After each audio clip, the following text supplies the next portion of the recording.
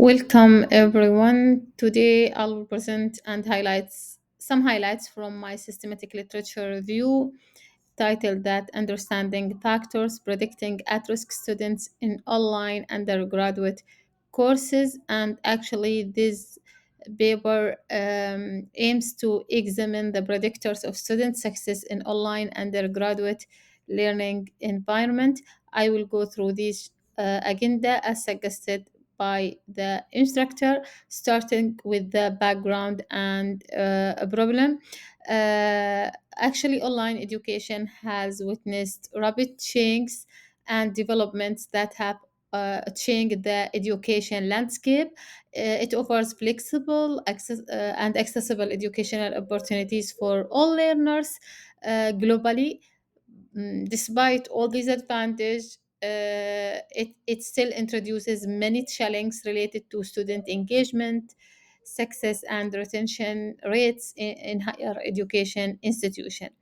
At the same time, research indicates that online courses often experience higher dropout rates and lower student retention compared to the tradition classes, which demonstrate the need for predictive models and early intervention to help the students. One of studies that I read, which is for FAN 2024, found that significantly lower attrition rates on campus and blended learning compared to online courses, which has around 7.69% of attrition rate.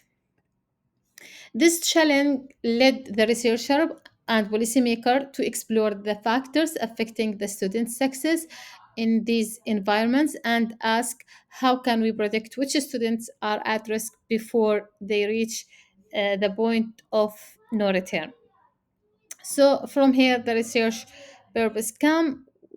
The general purpose was to identify predictors of online student success. Even though learning analytics-based systems are being used more and more, many studies claim that there is still a lack of research on model accuracy, ethical issues, and the effectiveness of treatment for at-risk students. So this literature review is situated within this context, aiming to generate deeper understanding of success factors that can predict student success in these environments and learning analytics applications to help the students who can be identified to be at risk. Also, analyzing trends, methodologies, and gaps in this area. The following research questions were formulated to guide this review. The first main question: what are the key factors influencing undergraduate students? And the second one: what is the limitation and research gap exist in the current body of literature? And the third one: what recommendation and future research direction can be proposed?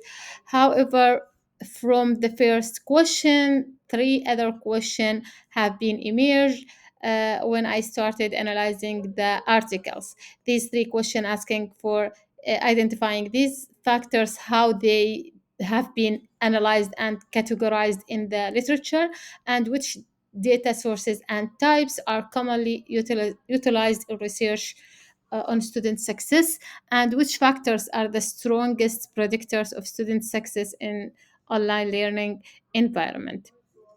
I conducted systematic literature review following a structured and transparent process. I first identified key inclusion criteria which required that studies be empirical, peer-reviewed, published between 2020 and 2025, and focused on predictive modeling and learning analytics in online learning for undergraduate learning environments. I searched across multiple databases, including Gestor, SIG, Springer, and others, and the screening process followed the PRISMA flow. Actually, I began with over 500 records, removed duplicate screen titles and abstracts, and assessed the full text for eligibility. And this process at the end yielded to 39 study. Uh, I then developed the structured matrix and extracted the code data based on themes such as the type of success factors, the data type used, the sources, methods, and identify the predictors. Actually, this method enabled me to draw comparisons, identify patterns, and pinpoint gaps in the current literature. This section of findings organized actually into three key themes area that align with the main research questions. And the themes include the factors, the key factors, the categorization of factors, the data sources, and the strongest predictors. And this is for the first question only. The first question was asking for the key success factors, and I categorized these factors into four main themes: student backgrounds and readiness, which is related to the prior academic performance, their GPA, entrance scores, their demographic factors like age, gender, and their readiness, the technological readiness and learning experience in online learning. The other theme is the self-regulated learning personal behaviors and all the related issues to the time management, goal settings, help seeking behavior, motivation, and study habits. The third one is the course design, technology interaction. It covers all the factors that is related to the course structure, quality of the materials, the content, and the platform usability. The fourth one is the student engagement, which have been also divided to three type of engagement: behavioral, cognitive, and emotional engagement. Each one has example of these factors like the logins, click, participation in discussion forum, in forum participation, their reflection, their depth of learning, their satisfaction, and so on. The second sub question was asking about the categorization of factors in the literature. As you can see from this table, there are so many frameworks that have been used in different uh, articles that I have analyzed.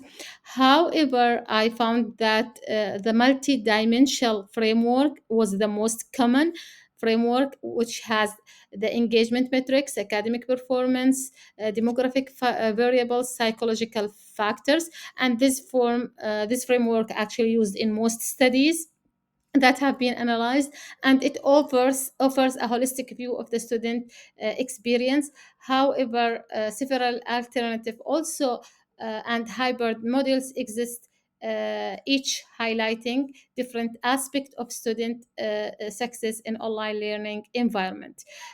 The data types, actually a range of studies reviewed integrated multiple success factors in their analysis, including behavioral, demographic, academic, psychological.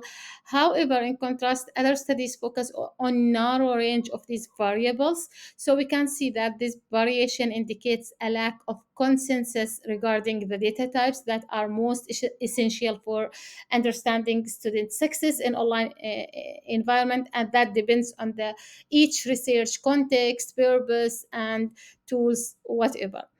Looking through the literature, also, I analyzed the data source used in the research to study the success factors, finding that learning management system data actually and the institutional records are the most frequently used sources for collecting data points that are related to student success in online learning environments, with a strong emphasis on behavioral engagement and academic performance.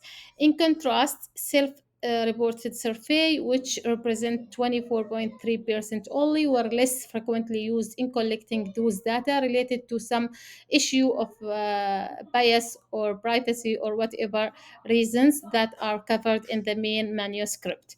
Across the board, if I came to talk about the strongest predictors that have been discussed in these articles, I found that behavioral data from learning management system logs and also self-regulated learning skills like motivation and time management stood out as the most reliable predictors. However, as I mentioned before, each study identify or assure that the strong predictors depends on the context of the study itself.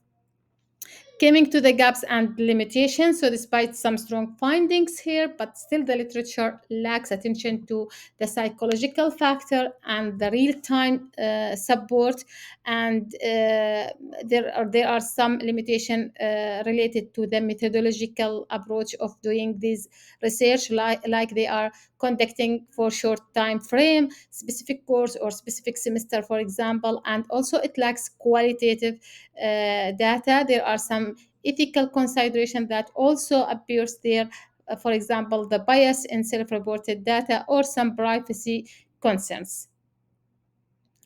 So based on that limitation, these recommendation and future trends appear that future research should care about the psychological factors, focus more about it, and includes motivation, self-efficacy, and emotional states. The same thing with demographic influences. And there are some also issues that not that much take the focus in the current literature, and we have to take care about, like for example, the instructor variable. So we have to focus on teaching styles and course design, for example. Data quality, we have to address this variability and missing data issues. Also, future research have to ensure responsible use of student data, and trying also to employ longitudinal and mixed methods, I mean long term of studies. Conclusion, all that the evidence suggests we need integrated multidimensional models that combine personal behavior and course design factors. And I found that also engagement and self-regulation learning are central themes there. So we need to care about the integrated models because they offer the best predictive value in our case. Next, I plan to submit this work to Journal of Learning Analytics, which is under supervision of Society for Learning Analytics Research. So I will plan to develop a publishable manuscript to do that.